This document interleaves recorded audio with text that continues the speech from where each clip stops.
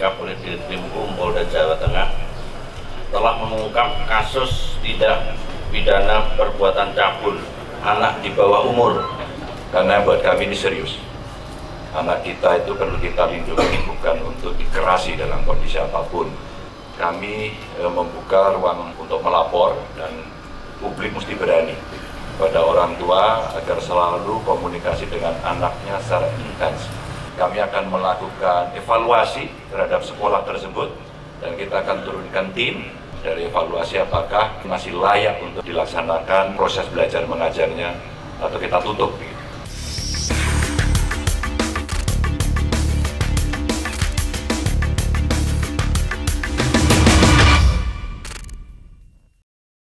Mestinya kita ini bersyukur ketika FPI udah bubar, HTI bubar, gerombolan-gerombolan radikal bubar, itu di bulan Ramadan ini kita jadi lebih adem, suasananya lebih tenang. Tapi ternyata kita tidak seadem yang dibayangkan.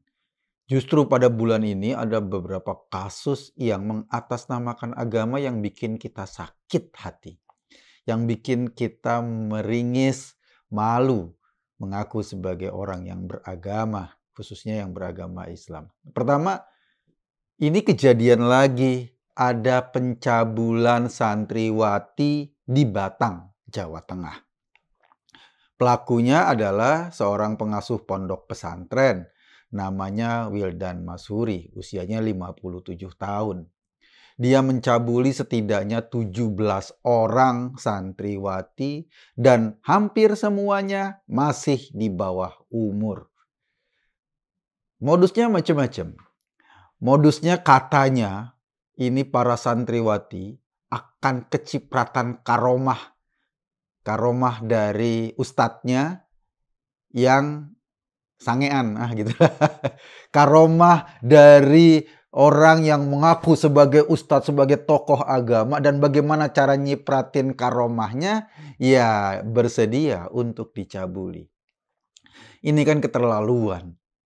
Dia menggunakan agama, modus agama sebagai ustadz, sebagai pengasuh pondok pesantren untuk menipu anak-anak kita, menipu santriwatinya, memuaskan nafsu bejatnya.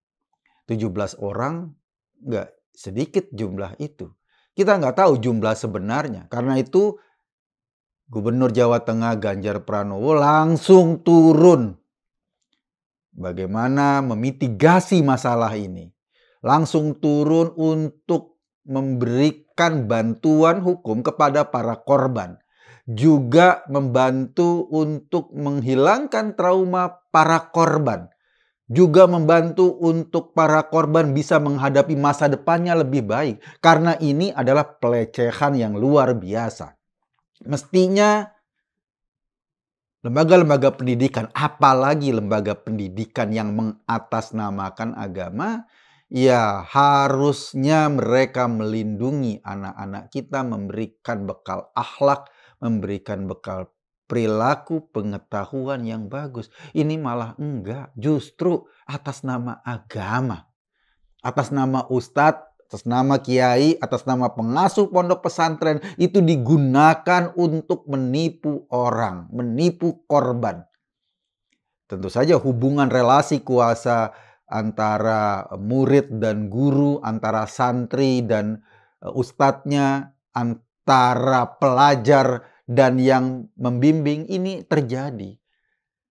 Wajar kalau Gubernur Jawa Tengah marah sekali dan bahkan sekarang sedang dilakukan penyelidikan atau dilakukan pendalaman apabila yayasan itu, pesantren itu, atau sekolah itu memang melakukan pelanggaran secara serius dan tidak bisa menjaga diri, menjaga santri-santrinya dari serangan biadab para ustadznya atau ustadz-ustadznya, ya baiknya ditutup aja lah.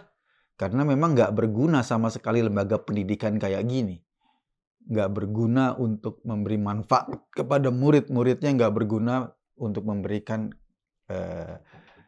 keamanan bagi murid-muridnya. Yang kasihan siapa? Ya bayangin loh, orang-orang tua yang menitipkan anaknya untuk dididik, untuk dilatih, untuk belajar agama, justru seperti menyorongkan anak-anaknya ke mulut buaya, ke mulut macan yang kemudian memakan anak-anaknya sendiri. Kalau ini terus-menerus dibiarkan, kita akan kehilangan kepercayaan kepada lembaga pendidikan agama yang pura-pura mengagungkan agama, pada ujungnya adalah memberikan kepuasan kepada pengasuhnya belaka. Dan ini adalah yang kesekian kali terjadi. Korbannya udah banyak banget. Kementerian Agama, Kementerian Pendidikan, pemerintah daerah, pemerintah pusat, kayaknya perlu ada satgas khusus deh yang ngawasin kondisi ini di lembaga-lembaga pendidikan kita, terutama pendidikan yang sifatnya santrinya atau siswanya menginap, menetap, karena di situ seringkali disalahgunakan oleh oknum-oknum membuat kerusakan. Sekali lagi, atas nama agama. Ini yang membuat kita miris. Ini kejadian pertama. Kejadian kedua, atas nama agama juga terjadi di pesisir selatan Sumatera Barat. Ketika ada 300 orang itu sweeping atau demo ke kafe-kafe, ke tempat-tempat hiburan mungkin, atau ke rumah makan yang dianggap agak remang-remang di pesisir selatan sana, dan mereka mendapatin sebuah kafe yang memang ada karaoke-nya. Padahal udah tutup karaoke-nya, nggak beroperasi. Tapi mereka mendapatkan di sana, mereka sweeping. Kebetulan ada 2 orang karyawan di sana yang sedang main mungkin atau sedang ada di sana karena wajar aja itu tempat dia kerja. Dan 2 orang ini ditangkap, dipersekusi beramai-ramai oleh para pemuda itu. Digotong, ditelanjangi, diarak dalam kondisi telanjang, lalu diceburin ke laut. Dan ini juga dilakukan atas nama agama. Yang satu, atas nama agama, ngebohongin santri-santrinya untuk dijadikan hasrat pemuas nafsu seksualnya. Yang satu, atas nama agama, menjadikan para karyawan kafe itu sebagai samsak kebiadaban mereka. Atas nama agama mereka seolah-olah paling suci, paling tidak pernah melakukan maksiat, paling menjaga bulan Ramadan, sehingga mereka akhirnya berperilaku biadab dengan mempersekusi 2 orang perempuan di sana. Perempuan ini pasti punya keluarga, mungkin punya anak, mungkin punya orang tua, ya pasti punya orang tua mah ya. Bayangkan perasaan mereka ketika mereka diseret dari kafe itu, ditelanjangi, dibuka ke publik, dipertontonkan ramai-ramai tubuhnya yang telanjang itu, diarak dan diceburin ke laut. Atas nama agama. Iya, Bupati Pesisir Selatan sudah mengutuk mereka, mengutuk para perilakunya. Tapi gue rasa nggak cukup cuma dikutuk dong. Mestinya perilaku ini harus dikenakan hukuman. Karena mereka bertindak di luar kewenangannya sebagai masyarakat. Kalau memang ada pelanggaran hukum, ya harusnya aparat hukum yang bertindak. Toh yang dilanggarkan perda. Perda itu peraturan daerah yang katanya nggak boleh buka. Ya memang nggak buka, katanya sudah tutup. Tapi kalau kebetulan ada 2 orang di sana, ya ketika mempersekusi seperti itu menandakan bahwa mereka lebih biadab dari orang-orang yang bekerja mencari nafkah di sana. Kalaupun pekerjaannya dianggap setengah tidak bersih dalam artian ya ada nyerempet-nyerempetnya maksiat, mungkin ada nyerempet-nyerempetnya prostitusi, tapi kan itu nggak bisa dibuktikan. Kenapa nggak bisa dibuktikan? Ya karena kan memang ini resminya tempat karaoke. Dan perlu dicatat, tempat karaoke itu juga berdiri berdasarkan izin Pemdanya, berdasarkan izin pemerintah daerahnya. Jadi kalau berdasarkan ada Pemda yang tempat-tempat karaoke itu nggak boleh buka, sementara mereka juga berdiri berdasarkan izin dari Pemdanya, kan semestinya yang perlu digeruduk itu Pemdanya. Kalau nggak boleh buka, ya jangan diberi izin buka. Kayak gitu loh. Tetapi yang kedua yang penting dipahami, kan belum tentu tempat karaoke itu jadi tempat prostitusi. Itu masih harus dibuktikan dengan serius.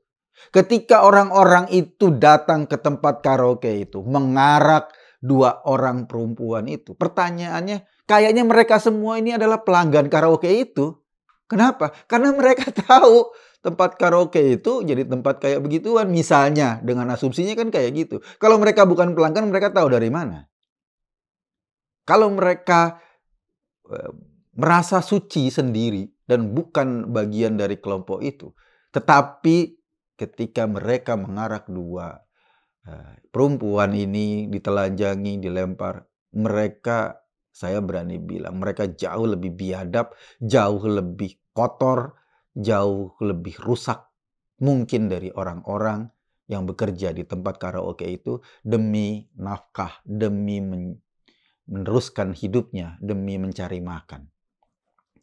Menurut gue, orang-orang ini penting ditangani secara hukum, karena kalau tidak, bayangkan betapa barbarnya bangsa ini, betapa rusaknya bangsa ini, dan betapa rusaknya malam-malam Ramadan di Indonesia karena ada sekelompok orang barbar ingin menegakkan hukum, tetapi dengan cara melanggar hukum.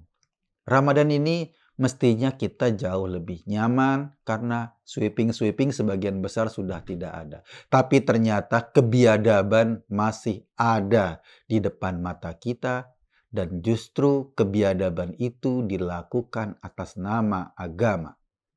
Kita orang-orang beragama yang normal pasti gregetan banget mendengar berita ada santri lagi yang dicabuli, 17 santri loh. Nggak sedikit itu. Dan sebagian besar mereka pasti di bawah umur. Hukumannya minimal ya seumur hidup itu. Kenapa? Pertama, melecehkan anak-anak di bawah umur, membohongi anak-anak di bawah umur, melakukan kekerasan seksual pada anak-anak di bawah umur. Itu sebuah kejahatan serius. Yang kedua, di pesisir selatan Sumatera Barat juga adalah pelecehan terhadap perempuan. Kenapa sih? Kalau orang mengatasnamakan agama dan kemudian agama seolah-olah dijadikan suatu hal untuk gagah-gagahan, korbannya selalu perempuan. Saya rasa ini penting dilakukan mitigasi atau kajian. Kenapa sih agama selalu menjadikan perempuan sebagai korban? Kita sudah sering dengar kasus-kasus yang banyak itu ketika bikin perda syariat, sasarannya perempuan. Nggak pakai jilbab lah, yang naik motor nggak boleh cemplakan lah, yang inilah, yang itulah. Korbannya perempuan. Ketika soal misalnya usulan dari PKS bahwa kader-kadernya boleh menikahi janda poligami misalnya, ya korbannya perempuan juga. Dan perempuan-perempuan ini sering jadi atau dianggap sebagai warga negara kelas 2 dalam konteks atau dalam komunitas yang mengagung-agungkan agama dan mensalahpahami tafsir agama terhadap kesamaan derajat antara perempuan dan laki-laki. Ini menjadi persoalan serius. Kalau kita ingin melihat sesuatu yang baik, tentu saja perilaku-perilaku kayak gini, ini harus cepat ditangani, harus cepat ditindak.